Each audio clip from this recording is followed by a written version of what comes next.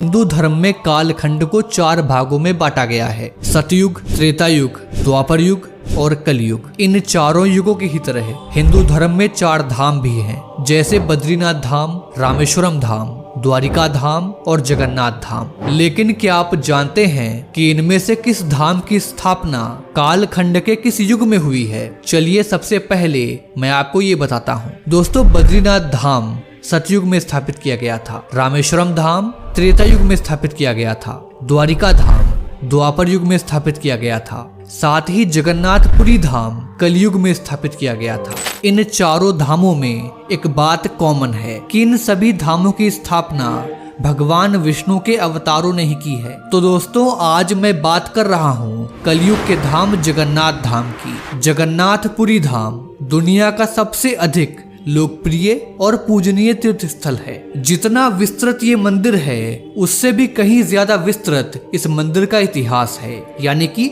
हमारा इतिहास है। इस इतिहास के साक्षी हैं प्रभु श्री जगन्नाथ जी, जो अपनी बहन सुभद्रा और बड़े भैया बलदाऊ जी के साथ इस मंदिर में निवास करते हैं। इस मंदिर में भगवान की सिर्फ पूजा नहीं की जाती, बल्कि पूरा का पूरा त्योहार मनाया जाता है। वैसे तो जगन्नाथ जी इस समस्त चराचर जगत के पिता हैं, लेकिन यहाँ पर प्रभु की लीला ही अलग है, क्योंकि इस मंदिर में प्रभु जगन्नाथ जी को स्नान कराया जाता है। अब आप ये कहोगे कि भाई इसमें क्या नया है, लेकिन मेरी बात तो पूरी सुनो। जैसे ही भगवान जगन्नाथ जी स्नान करते हैं, उसके बाद वे बीमार हो जाते हैं। इतना ही नहीं, उन्हें दवाइयाँ भी दी जाती हैं। 15 सालों में उनका पुनर्जन्म भी होता है। जब वे बोर हो रहे होते हैं तो वे नगर भ्रमण के लिए भी निकलते हैं, अपने भक्तों से मिलते हैं, उनकी बातें सुनते हैं और साथ ही अपनी मौसी के घर 7 दिनों के लिए जाते हैं। अगर अब तक आप हैरान नहीं हुए हैं तो आगे सुनिए। भगवान जगन्नाथ मंदिर में घटित घटनाओं के माध्यम से अपने भक्तों को भविष्य में होने वाली आपदाओं एवं महामारियों के संकेत भी वैज्ञानिक शोध करने के लिए आते हैं। वे बस अपना सर खुजाते रह जाते हैं। इस मंदिर की अनेकों ऐसी कथाएं एवं रहस्य हैं जिनके बारे में आप कुछ भी नहीं जानते हैं। तो मित्रों, इस वीडियो को एक बार अंत तक अवश्य देखिएगा, क्योंकि इस वीडियो में मैं आपको जगन्नाथपुरी मंदिर का काला इतिहास बताऊंगा, जो कि आपसे छुपाया गया या फिर मिटा दिया गया। भगवान जगन्नाथ जी के चमत्कार बताऊंगा, पूरी मंदिर को लेकर की गई भविष्यवाणियां बताऊंगा। भगवान जगन्नाथ के 7 दिनों तक अब आप भगवान जगन्नाथ को जानते हैं, उनकी पूजा आराधना करते हैं। आप ही नहीं बल्कि विदेशी लोग भी भगवान जगन्नाथ के दर्शन के लिए पुरी आते हैं। लेकिन कईयों साल पहले ऐसा बिल्कुल नहीं था। पहले विदेशों से कोई न कोई आता तो था, चाहे वो मुस्लिम आक्रमणकारी हो या फिर अंग्रेज ही क्यों ना हो। सबका बस यही उद्देश्य होता था कि या तो वे मंदिर को तोड़कर नष्ट कर दें, या हिंदू मंदिरों को लूट लें और लूटे हुए खजाने को वे अपने देश ले जाएं। ऐसा कई बार हो चुका है कि भगवान जगन्नाथ को मंदिर से बाहर छुपकर रहना पड़ा है, क्योंकि जब भी आक्रमणकारी भगवान जगन्नाथ के मंदिर को तोड़ने की कोशिश करते थे, तब उन्हें मंदिर से निकालकर कभी कुएं में, कभी गुफाओं में, तो कभी जमीन के अंदर छुपा दिया जाता था। क्या आप जानते हैं कि जगन्नाथपुरी मंदिर पर लगभग 18 बार आक्रमण हो चुके हैं, और यही सबसे बड़ा कारण है कि इस मंदिर में गैर हिंदुओं का प्रवेश वर्जित है। दोस्तों, आप ये जानते होंगे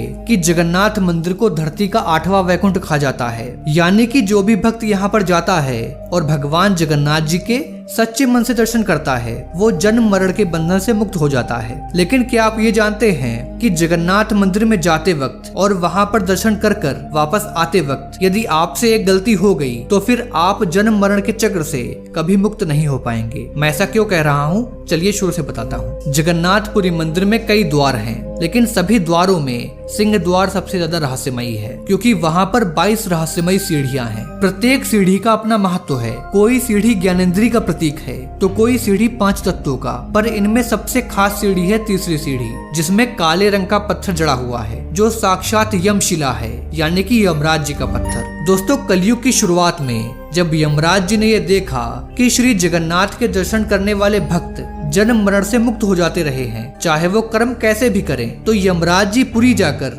माता लक्ष्मी और जगन्नाथ जी को अपनी चिंता बताते हैं। माता लक्ष्मी यमराज जी को तुरंत चले जाने के लिए कहती हैं, क्योंकि जगन्नाथ जी ने लोगों को जन्म मृत्यु के चक्र से मुक्ति दिलाने के लिए पुरी को चुना था। तब जगन्नाथ जी यमराज जी को रोकते हैं और उन्हें 22 सीढ़ियों में तीसरी सीढ़ी पर लेट जाने के लिए कहते हैं और साथ ही उन्हें ये वरदान भी देते हैं कि यदि कोई मंदिर में प्रवेश करते वक्त आप पर पैर रखे तो उसके सभी पाप दूर हो जाएंगे, पर यदि कोई मंदिर से बाहर जाते वक्त आप पर पैर रख देगा तो आप उससे मेरे और मेरे मंदिर द्वारा प्राप्त सभी पुण्य छीन सकते हैं। रथे च गमनम दृष्टवा पुनर्जन्म न विद्यते, अर्थात जो भी मनुष्य रथ के ऊपर बैठे हुए भगवान जगन्नाथ जी का दर्शन करता है उसका पुनर्जन्म नहीं होता। दोस्तों, इस सृष्टि को बनाने, चलाने और इसके विनाश की जिम्मेदारी त्रिदेवों में बटी हुई है। भगवान ब्रह्मा इस सृष्टि का सृजन करते हैं, भगवान विष्णु इस सृष्टि को सुचारू रूप से चलाते हैं और जब भी ये सृष्टि पाप से असंतुलित होने लगती है तो भगवान शिव इसका विनाश कर देते हैं। दोस्तों, जब दुनिया की शुरुआत हुई तो सभी देवता धरती पर निवास करते थे। भगवान विष्णु बद्रीनाथ धाम में स्नान करते थे, द्वारिका में वस्त्र बदलते थे, जगन्नाथपुरी में भोजन करते थे और रामेश्वरम में विश्राम करते थे। इसी तरह जब हम भगवान शिव की बात करते हैं तो भगवान शिव का मूल निवास होता था कैलाश पर्वत, जहां वे अपने पूरे परिवार के साथ रहते थे। फिर युग परिवर्तन हुए, सतयुग आया, द्वापर युग आया, त्रेता युग आया और अंत में कलयुग आया। कहते हैं कि जब कलयुग की शुरुआत हुई तो पृथ्वी पर पाप बढ़ने लगा, दुनिया तेजी से अपने विनाश की ओर अग्रसर होने लगी और तब सभी देवताओं ने भूलोक को छोड़ दिया। भगवान विष्णु के बाद सृष्टि के संचालन की जिम्मेदारी हमारे प्रभु श्री जगन्नाथ जी पर आ गई। दोस्तों, प्रभु श्री जगन्नाथ जी नाथों के नाथ हैं। यदि मैं आपसे कहूँ कि कलयुग में सिर्फ 2 ऐसे देवता हैं जो सबसे ज्यादा जागृत हैं। पहले है बल बुद्धि विद्या सभी में निपुण सर्वशक्तिशाली श्री हनुमान जी, वे आज भी इस कलयुग में जिंदा हैं। और दूसरे हैं नाथों के नाथ प्रभु श्री जगन्नाथ। भगवान जगन्नाथ जी हमारी ही तरह धरती पर हम सबके बीच रहते हैं। दोस्तों, जगन्नाथ जी सृष्टि के साथ साथ हम सब पर अपनी दृष्टि जमाए रखते हैं। वे अपनी नगरी उड़ीसा के पुरी में विराजमान होकर लोगों की मनोकामनाएं पूर्ण करते हैं। दोस्तों, क्या आपने भगवान विष्णु और जगन्नाथ जी की तस्वीर को जरा गौर से देखा है? अगर देखा है तो आपने क्या क्या देखा है ये बताइए नीचे कमेंट बॉक्स में। जब आप भगवान जगन्नाथ जी को देखोगे तो ये पाओगे कि उनकी मूर्ति अधूरी है और फिर भी उनकी अधूरी मूर्ति की पूजा होती है, जबकि हिंदू धर्म में अधूरी मूर्ति की पूजा करना गलत माना जाता है। ऐसा क्यों है? जैसे कि भगवान विष्णु के हाथों में शंख एवं चक्र होता है, उसी तरह भगवान जगन्नाथ जी के हाथों में भी शंख एवं चक्र होता है, जो आपको तब दिखेगा जब आप उन्हें तस्वीर में ध्यान से देखोगे या फिर साक्षात उड़ीसा के जगन्नाथपुरी मंदिर में दर्शन करके देख पाओगे। दोस्तों, क्या आपको पता है कि भगवान जगन्नाथ जी भी इस धरती को छोड़ देंगे और ये तब होगा जब कल्कि अवतार का जन्म होगा। कल्कि अवतार भी जगन्नाथपुरी मंदिर आएंगे। क्यों आएंगे, इस वीडियो में आगे जानेंगे। दोस्तों, हमारा देश भारत जो रहस्यों से भरा देश है, हमारे देश की सभ्यता जितनी पुरानी है उतने ही पुराने हमारे देश के मंदिर भी हैं। हजारों सालों से खड़े मंदिर कई राज अपने अंदर समेटे हुए हैं। भारत में मौजूद कोई भी मंदिर ऐसा नहीं है जिससे जुड़ा कोई भी रहस्य वैज्ञानिकों को या फिर आम आदमियों की चर्चा का विषय न रहा हो। उड़ीसा के तटीय शहर पुरी में स्थित यह विश्व प्रसिद्ध मंदिर भगवान विष्णु के अवतार श्री कृष्ण को समर्पित है। पुरी का यह पौराणिक मंदिर अपने आप में काफी अलौकिक है। 800 साल से भी ज्यादा पुराने इस मंदिर में ऐसे ऐसे रहस्य छुपे हुए हैं जो आपको हैरान कर देंगे। आपको भी जानना चाहिए कि भगवान श्री कृष्ण का हृदय आज भी जीवित है। भगवान श्री कृष्ण 16 कलाओं से युक्त ईश्वर के पूर्ण अवतार माने जाते हैं। वैसे तो श्री कृष्ण सर्वत्र व्याप्त हैं, लेकिन उन्हीं श्री कृष्ण के अवतारी शरीर का हृदय आज भी जीवित अवस्था में धड़क रहा है। दोस्तों, कहा जाता है कि जब भगवान श्री कृष्ण ने अपनी देह त्याग की थी तब उनका अंतिम संस्कार किया गया था। अंतिम संस्कार में श्री कृष्ण की देह पूरी तरह से पंच तत्व में विलीन हो गई थी, लेकिन उनका हृदय वैसे का वैसा ही रह गया। अग्नि दाह में उनका हृदय नष्ट नहीं हुआ। उनका हृदय एक जीवित व्यक्ति की तरह धड़क रहा था। कहा जाता है कि श्री कृष्ण की मृत्यु के बाद जरासवर नामक एक आदिवासी शिकारी ने उनके शरीर का अंतिम संस्कार किया था, लेकिन श्री कृष्ण का हृदय जला नहीं था। परंपरा के अनुसार पिंड को जल में प्रवाहित कर दिया गया था। जल शुद्धि के अनुसार उस पिंड ने एक लट्ठे का रूप ले लिया था। भगवान जगन्नाथ के भक्त राजा इंद्रद्युम्न को यह लट्ठा मिला। उन्होंने भगवान विश्वकर्मा के द्वारा इस लट्ठे को भगवान जगन्नाथ की मूर्ति के भीतर स्थापित करवा दिया। कहा जाता है कि भगवान श्री कृष्ण का हृदय आज भी जस का तस धड़क रहा है और वो भगवान जगन्नाथ की काठ की मूर्तियों के अंदर रखा हुआ है। दोस्तों, भगवान जगन्नाथ का रहस्य आज भी कोई जान नहीं पाया है। भगवान जगन्नाथ की मूर्तियों को हर 12 साल में बदला जाता है। इस प्रक्रिया को नवकलेवर कहते हैं, या हम ये कह सकते हैं कि इस दौरान भगवान जगन्नाथ का पुनर्जन्म होता है। इस दौरान पूरे शहर की रोशनी बंद कर दी जाती है। बिजली बंद करने के बाद मंदिर के पूरे परिसर को घेर लिया जाता है। सीआरपीएफ व सेना के संरक्षण में आने के बाद मंदिर में कोई भी प्रवेश नहीं कर सकता।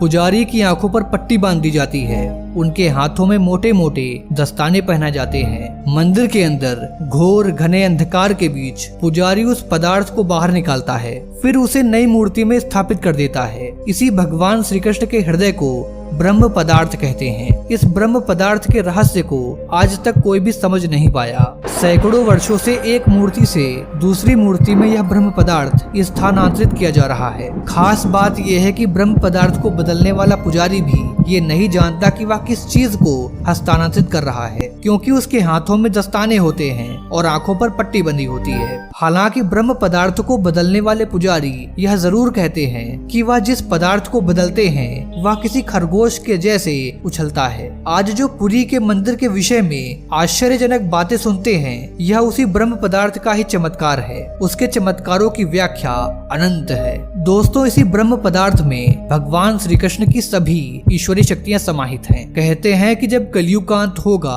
और कल्कि अवतार जन्म लेंगे, तब जगन्नाथपुरी मंदिर समंदर में समा जाएगा। फिर भगवान जगन्नाथ जी की मूर्तियों को छतिया पटा में शिफ्ट कर दिया जाएगा। इसी दौरान भगवान कल्कि जगन्नाथपुरी मंदिर के अंदर रखे ब्रह्म पदार्थ से सभी शक्तियों को खुद में समाहित कर लेंगे। फिर ब्रह्म पदार्थ का धड़कना बंद हो जाएगा। दोस्तों, कल्कि अवतार के बारे में मैंने इस चैनल पर डिटेल में बताया है। यदि आप कल्कि अवतार के बारे में जानना चाहते हैं तो एक बार इस चैनल को चेकआउट कर सकते हैं। अब आगे बात करते हैं कि ब्रह्म पदार्थ पर विज्ञान क्या कहता है। दोस्तों, ब्रह्म पदार्थ को आधुनिक विज्ञान के दृष्टिकोण से समझने की कोशिश करते हैं कि वह आखिर है क्या। हम सभी को पता है कि माँ के गर्भ में पिता के शुक्राणुओं के अंड निषेचन से शरीर का निर्माण शुरू हो जाता है। जहाँ शरीर निर्माण तो जारी रहता है, लेकिन उस शरीर में धड़कन 2 से 3 महीने के बाद शुरू होती है। यहाँ पर आधुनिक विज्ञान बिल्कुल खामोश हो जाता है। ऐसा कैसे होता है? आखिर वह कौन सा तत्व है जिसके शरीर में प्रवेश होते ही धड़कन शुरू हो जाती है? इसके बारे में विज्ञान आज तक कुछ भी बता नहीं पाया है, जबकि हमारे ऋषियों ने इससे बहुत साल पहले ही खोज लिया था, जिसे सनातन धर्म में प्राण ऊर्जा के नाम से संबोधित किया जाता है। प्राण ऊर्जा ही वह ऊर्जा है जो इस नश्वर शरीर को जीवांतता प्रदान करती है, जो जड़ शरीर में चेतना विस्तारित करती है। तो प्राण ऊर्जा ही मूल है और असीमित भी। दोस्तों, ये प्राण ऊर्जा सृष्टि की सृजनात्मक ऊर्जा का ही एक अंश है। इसको ऐसे समझ सकते हैं, अगर हम शरीर को ट्रांसफार्मर मान लें और प्राण ऊर्जा को विद्युत, तो यह शरीर के ऊपर है कि वह 220 वोल्ट तक की ऊर्जा को ग्रहण करे या फिर 21,000 वोल्ट तक की ऊर्जा को। इस ऊर्जा से शरीर को केवल जीवंतता ही नहीं मिलती, बल्कि आश्चर्यजनक और अचंभित कर देने वाले परिणाम भी देखने को मिलते हैं। हमारे यहाँ तो योगियों ने इस ऊर्जा को संकलित करके जीवित रहते ही शरीर के बाहर निकल जाने की व्यवस्था को खोजा है, फिर अपनी मर्जी से शरीर में पुनः प्रवेश करने के मार्ग को भी खोजा, जिसे हम सभी परकाया प्रवेश के नाम से जानते हैं। ऐसे ही हिमालय की गुफाओं में तपस्यारत योगियों के बारे में सुना होगा, जिनकी तपस्या के मार्ग में यह शरीर कभी भी बाधा नहीं रहता। तो जरा सोचिए कि जिस श्री कृष्ण को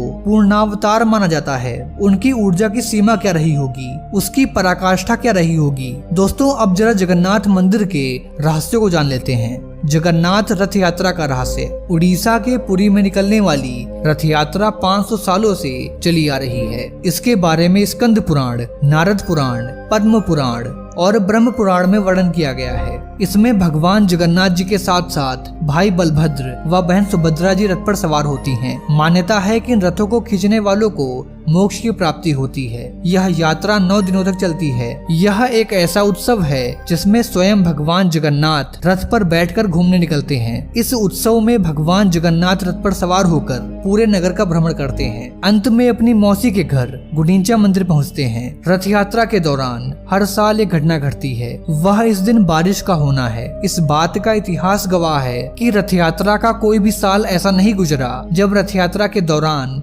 बारिश ना हुई हो। इस पर कई बार बुद्धिजीवियों में चर्चा हुई। यह कहा गया कि यह मात्र एक संयोग है। संयोग कुछ बार तो हो सकता है, लेकिन सालों से रथ यात्रा के दौरान बारिश का होना कोई संयोग नहीं हो सकता। भगवान जगन्नाथ के रथ का मजार पर रुकने का रहस्य। हैरानी की बात यह है कि हिंदू धर्म के देवता का मुस्लिम मजार से क्या रिश्ता है। कहानी यह है कि जब भारत में मुगलों का शासन हुआ करता था, तब उनकी सेना में सालबेग नामक एक वीर था। सालबेग के पिता मुस्लिम और माँ हिंदू थी। एक युद्ध के दौरान सालबेग के माथे पर गहरी चोट लगी। इस चोट के ठीक न होने की वजह से उसे सेना से निकाल दिया गया। उसकी माँ ने सालबेग को दुखी देखकर उसे भगवान जगन्नाथ के दरबार में जाने के लिए कहा। सालबेग अपनी माँ की बात मानकर भगवान की भक्ति करने लगा। अपने मुस्लिम भक्त की भक्ति से भगवान जगन्नाथ इतना प्रसन्न हुए कि वह उनके सपने में आए। सालबेग ने सुबह उठकर अपनी चोट को सही पाया तो भगवान का गुणगान करते हुए भगवान जगन्नाथ के मंदिर पहुंच गया, लेकिन मुस्लिम होने के कारण उसे अंदर जाने नहीं दिया गया। तब सालबेग ने कहा, अगर वह जगन्नाथ जी का सच्चा भक्त है तो वह उसे दर्शन देने खुद ब खुद आएंगे। सालबेग जब तक जीवित रहा तब तक वह भगवान की भक्ति करता रहा, लेकिन उसे भगवान के दर्शन नहीं हो पाए। लेकिन जब उसकी मृत्यु हुई तो उसी वर्ष भगवान जगन्नाथ जी की रथ यात्रा के दौरान भगवान का रथ अपने आप ही सालबेग की मजार के सामने जाकर रुक गया। लोगों ने बहुत ही कोशिश की, लेकिन रथ 1 इंच भी नहीं हिला। तब किसी ने भगवान के परम भक्त सालबेग के बारे में बताया। इसके बाद वहां मौजूद सभी लोगों ने सालबेग के नाम के जयकारे लगाए। तब जाकर भगवान जगन्नाथ का रथ आगे बढ़ा। तब से हर वर्ष ऐसा ही होता है।